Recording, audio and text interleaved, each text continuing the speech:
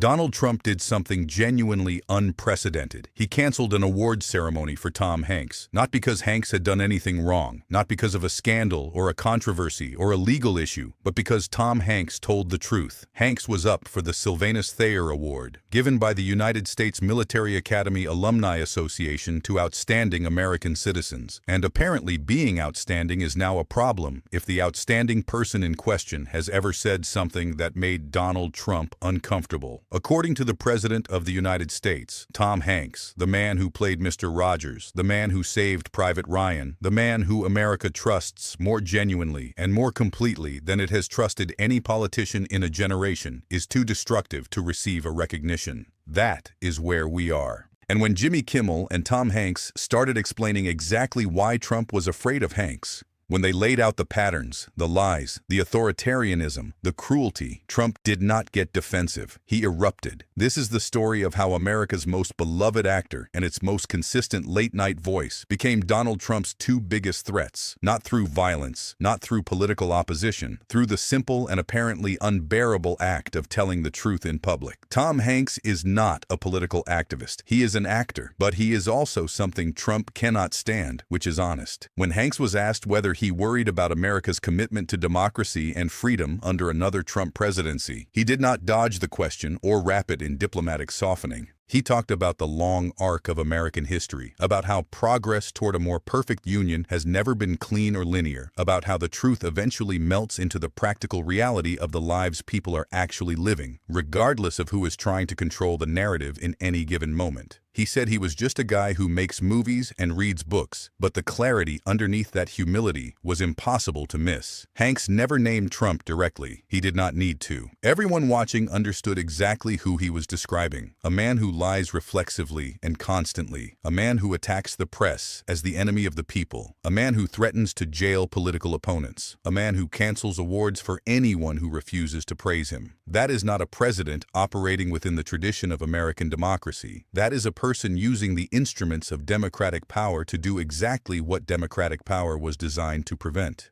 And Trump responded the way he always responds to things he cannot argue with. He punished Hanks. He canceled the award. He called him woke. He called him destructive. He reportedly pressured other organizations to review their standards for recognizing people who had expressed similar views. Here is the irony that Kimmel identified and made impossible to ignore. Trump claims to be a man of faith. He campaigns on church and values and the kind of real America that gathers on Sunday mornings. But when someone in a black church reaches out to shake his hand, a simple human gesture, an ordinary act of connection that takes roughly 3 seconds and costs nothing, Trump recoils. It is just a handshake, someone says. Just a handshake. And Trump pulls back like he has been asked to do something genuinely alarming. Because Trump does not go to church to worship. He goes to church to be worshipped. And that difference is not a small theological distinction. It is the entire story. Tom Hanks saw it clearly and said so. Not loudly, not with a press release, just with the plain and steady honesty that has made him one of the most trusted people in the country for 30 years. While Hanks was speaking in larger philosophical terms, Kimmel was doing what Kimmel does best, which is documenting the specifics in real time with enough clarity and enough humor that the audience cannot look away from what it is being shown. Trump was celebrating Americans losing their jobs, not expressing concern, not presenting a plan to address the situation, celebrating, finding satisfaction and enthusiasm in the economic suffering of people he is constitutionally obligated to serve. Kimmel said what needed to be said directly. That is the absolute opposite of what a leader of this country is supposed to be. Someone who takes pleasure in hundreds of Americans losing their employment is not a president operating in any recognizable American tradition. That is something different, and it deserves to be named as something different. The cruelty did not stop with unemployment. When gas prices climbed day after day, Trump's response was to write publicly that when oil prices go up, we make a lot of money. Not that Americans are struggling and he is working to address it, not that relief is coming. We make a lot of money. Kimmel pointed out the obvious. Trump sees rising gas prices not as a crisis for the people paying them, but as revenue, not for Americans broadly, for the system he benefits from and identifies with. And in the same statement, Trump spelled stopping as stooping, telling the country he was stooping an evil empire, apparently unaware that stooping and stopping are different words that mean different things, and that one of them describes what a president does, while the other describes what a person does when they pick something up off the floor. Kimmel called it plainly, "He really is the stupidest president of all time." That is not hyperbole coming from partisan frustration. That is a sober assessment based on the observable evidence that the President of the United States cannot correctly spell a word that fourth graders learn in school. But perhaps the moment that most clearly illustrated Trump's complete disconnection from recognizable reality came when he extended a formal invitation to Iran's national soccer team to compete in the World Cup in America, while simultaneously bombing Iran. An active bombing campaign, ongoing airstrikes, and the invitation was extended, official and public, as if those two things exist in separate universes that will never intersect. When Iran's Minister of Sports indicated that the team might not be especially enthusiastic about traveling to a country that was dropping bombs on their homeland, Trump revised the invitation. He issued a follow-up statement explaining that Iran's team was welcome to come to America, but that he did not believe it was appropriate for them to do so, given concerns for their life and safety. "You are invited, but you will probably die. Thank you for your attention to this matter." Kimmel had no punchline for that one. He just let the silence sit there. And that silence was exactly right, because there is no joke available that is funnier than the original. You cannot satirize something that is already fully formed satire. You cannot exaggerate for comic effect something that has already exceeded the limits of plausible exaggeration. The most honest response available was silence, and Kimmel understood that. Then came the golf cart. Trump was playing golf and brought along his granddaughter Kai, who apparently has a YouTube channel, which in a different context would be a sweet and completely ordinary thing.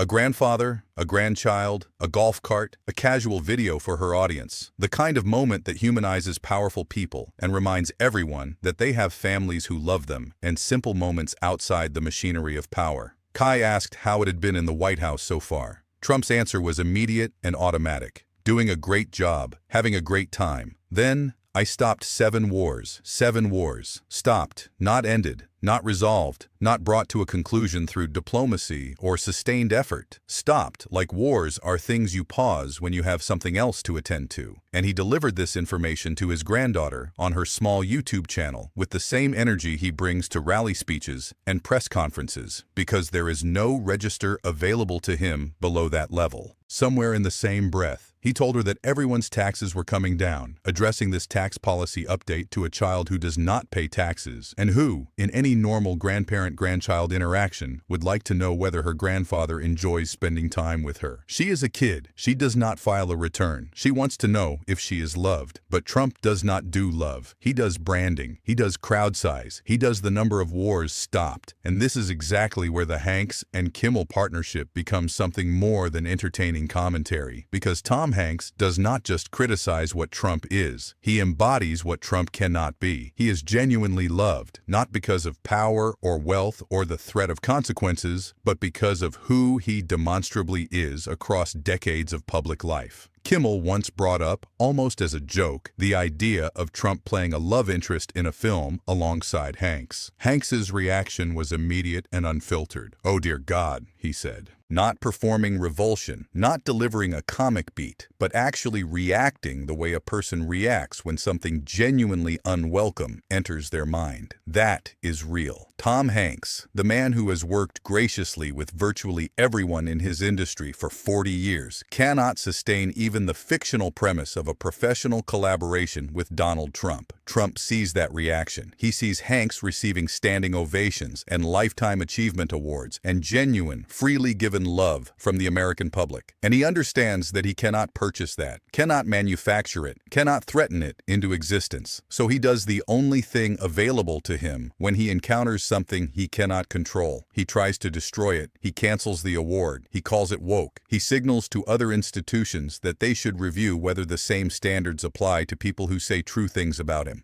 But while most of the country was focused on the Tom Hanks story, Trump was doing something considerably more consequential behind it. He was working to reshape the conditions of the next election in his own favor. Kimmel documented it with his usual precise economy. Trump gathered Republican legislators and gave them direct instructions. Pass the Save America Act immediately. It supersedes everything else. It goes to the front of the line. He added that as president, he would refuse to sign other legislation until this bill was passed. The act's stated provisions include mandatory voter identification and proof of citizenship requirements, elimination of mail-in ballots with narrow exceptions for military, illness, disability, and travel, and entirely unrelated restrictions involving gender and sports that have no logical connection to voting procedure or election administration. Kimmel called it what it is: the Save My Ass Act. Not election security, not voter protection, Trump protection. The provisions read in plain English as a structured attempt to make it harder for the categories of voters who did not support Trump to cast ballots in future elections. The mail-in ballot restriction eliminates the method that proved most accessible to the voters who defeated him.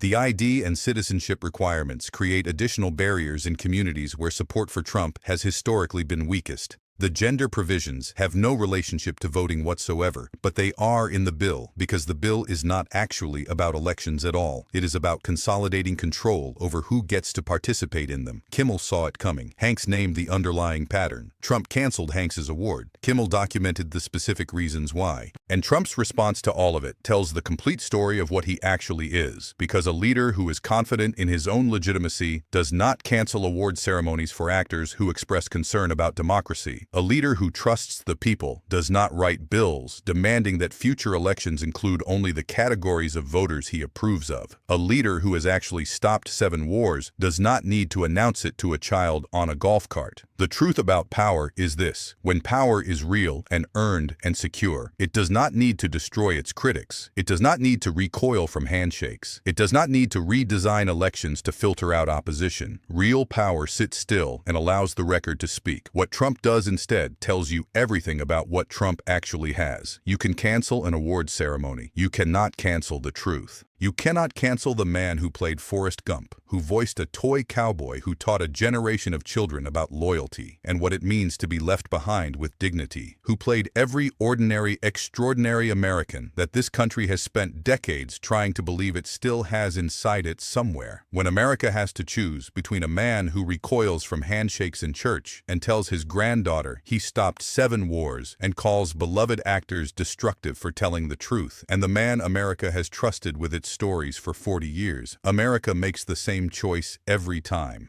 And Trump, somewhere in the rage and the canceled ceremonies and the bills with provisions about sports buried inside election law, already knows it.